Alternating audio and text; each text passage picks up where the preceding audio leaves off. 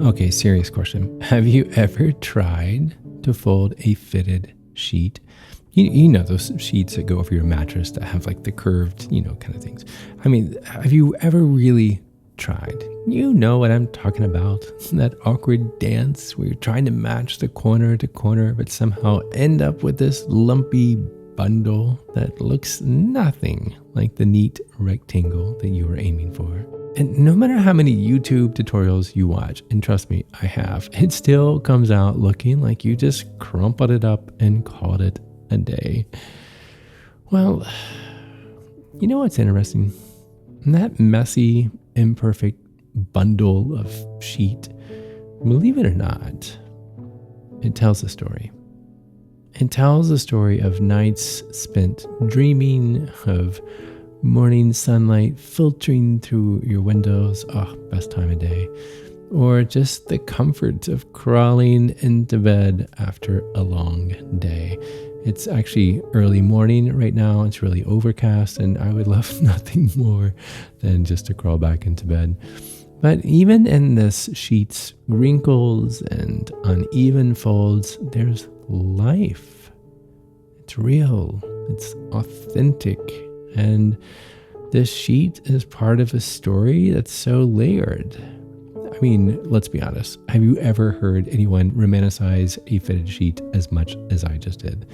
But this really got me thinking about how often we try to smooth out all of the wrinkles in our lives, to fold everything into perfect corners and these neat edges. But what if, and stay with me here, what if the messy parts, the uneven folds, the wrinkled edges of our lives, what if they're not flaws to be fixed? But what if they are rather the very things that make our story worth telling?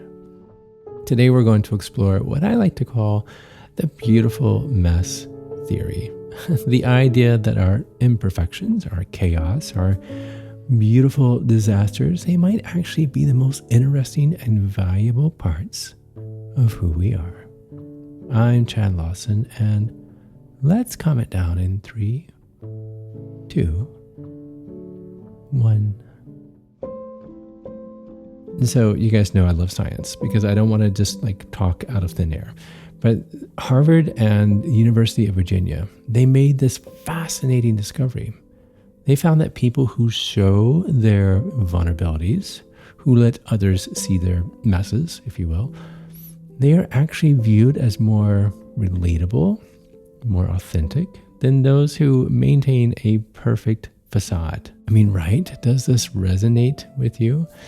They called it the beautiful mess effect. I'm not joking. You can look this up. I mean, isn't that amazing? The very things that we try to hide might be the things that draw others to us the most. I mean, think about it. When was the last time you really connected with someone who seemed perfect? I mean, really connected, like heart to heart. It's usually when we share our struggles, when we admit our mistakes and let others see our real selves, that we build the strongest connections. Here, let me show you. Close your eyes if you are in a safe space to do so. Picture your life as a bookshelf. Now, some shelves are really neat and they're very tidy, right? Everything is in order, with books arranged perfectly by size or by color, if that is your thing. These are the parts of your life that feel under control, like really organized and figured out, right? But then there are the messy shelves, the ones where books are stacked sideways and notes and trinkets are wedged in between. And of course, the dust has settled and all of these forgotten places, right? Now ask yourself, which shelf do you gravitate towards? Which one holds the stories that you love the most? Which ones shaped you? Which ones feel the most real? Because a lot of times in those messy shelves that catch our attention, right? They spark our curiosity. They spark our creativity. They feel real. They feel lived in, and they feel like us. Well, the same is true in our life, right? But here is where it gets tricky. We live in this world, not to be overstated, but of Instagram, of filters, and of carefully curated social media feeds. We are bombarded with how we should fix ourselves, how we should organize our chaos, how we should smooth out our edges. And while there's nothing wrong with growth and self-improvement, sometimes we get so caught up in fixing our mess that we miss how beautiful it is. In music, in jazz in particular, there's a theory that there are no wrong notes, just opportunities. So as a jazz pianist, I'm speaking for myself personally, if I made a mistake, if I hit a note that was like obviously a mistake, well, the theory is to repeat it, like lean into it, like make it like, yeah, I meant to do that, right? It's not about faking it until you make it. It's about being so secure in yourself to say, yeah, I meant to do that. And then you just keep playing it, the note over and over again, as if it was intentional. And sometimes it's those so-called mistakes that lead to something even better, something unexpected that you never would have found otherwise. But taking just a mistake or something messy and just owning it and just saying, you know what, I'm going to embrace this and I'm going to see where this takes me. But how? Like, how do we do this? How do we start embracing our beautiful mess? Well, first, no judge, right? No shade. When life feels super messy, we have to resist the urge to fix it or to critique it the right way, right away. So instead, take a step back. Just look at it. Look at the bookshelf, right? What's happening? How does it feel? When we take a step back and look at things without judgment, imagine that you are a curious detective. You're gathering clues about your life without assigning blame or trying to solve a case. You're just kind of noticing. And then we want to reframe the mess. Think about how the so-called chaos in your life has actually helped you when you least expected it. Maybe one day you got lost and it led to a really unforgettable detour. You saw a sunset, you saw the ocean, you met someone that otherwise you never would have met. I mean, has your flexible approach ever created space for meaningful connections, right? So start jotting down those moments, not as a mess journal, but as evidence that life doesn't always have to follow a direct path, doesn't always have to follow a script to be meaningful. And then third, this one's really important.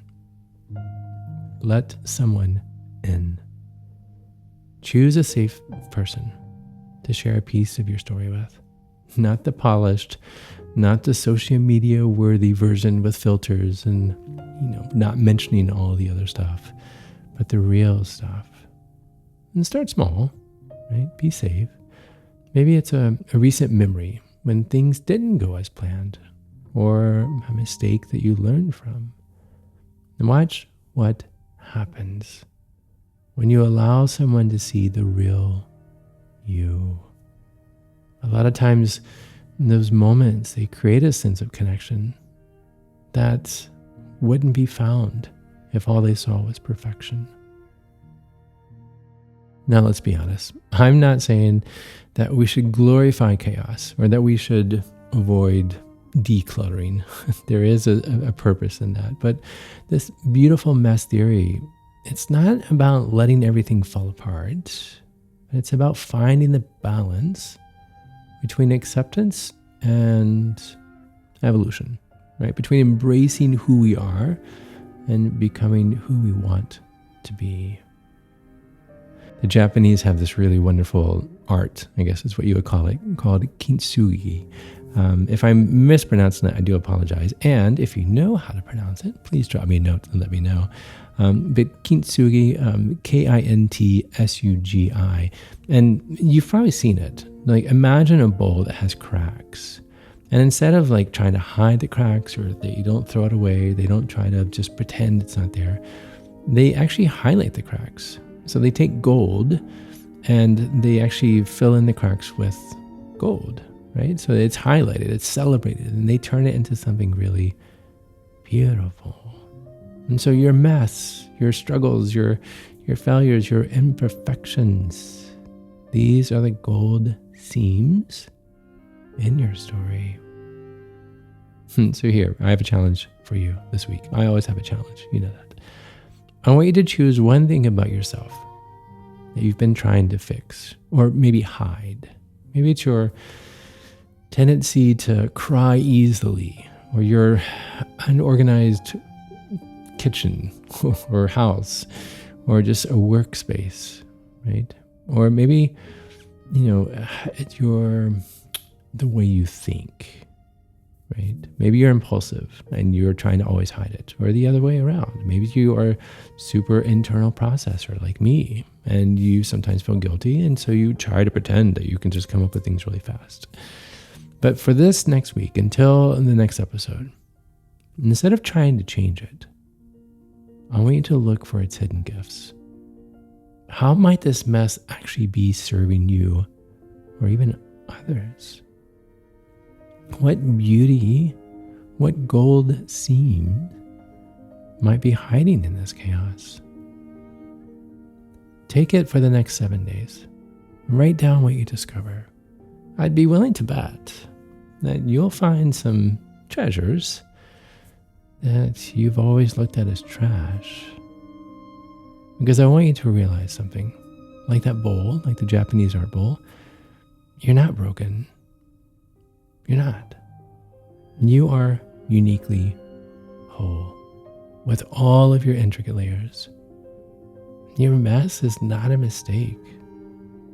Your mess is part of your masterpiece. Those uneven edges, those wild patches in your garden that you have, those wrinkled corners that won't quite smooth out, they're all part of what makes you unique and just wonderful. You are not broken, and your mess is not a mistake. Your mess is part of your masterpiece. So going back to our fitted sheet metaphor from earlier, yes, I'm still trying. Maybe the goal isn't to achieve that perfect fold. I know, but let it go. Maybe the goal is to appreciate the story that's told in those wrinkles, to find comfort in the imperfect bundle of it all, and to see the beauty in the mess. Thank you. Thank you for listening. Thank you for living. And until next time, be kind to your mind and join me again as we calm it down.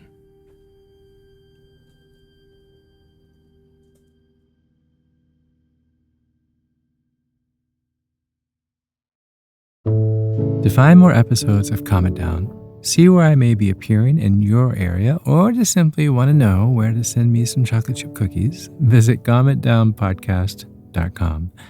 This podcast was written and produced by yours truly, Chad Lawson, composer, pianist, and nationally recognized Sweet Tooth. The views, expressions, and techniques in this episode are of my personal opinion and not intended, nor should they, serve as a substitute for medical advice or diagnosis rendered to you by your individual doctor or other healthcare provider. Only a licensed physician should evaluate your situation, provide a diagnosis, or render other medical advice to you. And you should only act upon the advice of this physician. Now, I'm an extreme empath by nature, but my profession is that of a composer and pianist, not a licensed therapist or physician. I hear from thousands of listeners how my music has helped them through various stages of emotional needs, and I simply want to offer this in future podcast episodes to aid those needs. So to find a list of licensed professionals in your area, please visit calmitdownpodcast.com. And if you've enjoyed today's episode, please leave a review, or better yet, share it with a friend. While it takes less than 60 seconds to do, its impact will last for years to come, as every little bit helps in growing the awareness and the importance of mental and emotional health. Thank you for listening. Thank you for living. And until next time, be kind to your mind and join me again as we calm it down.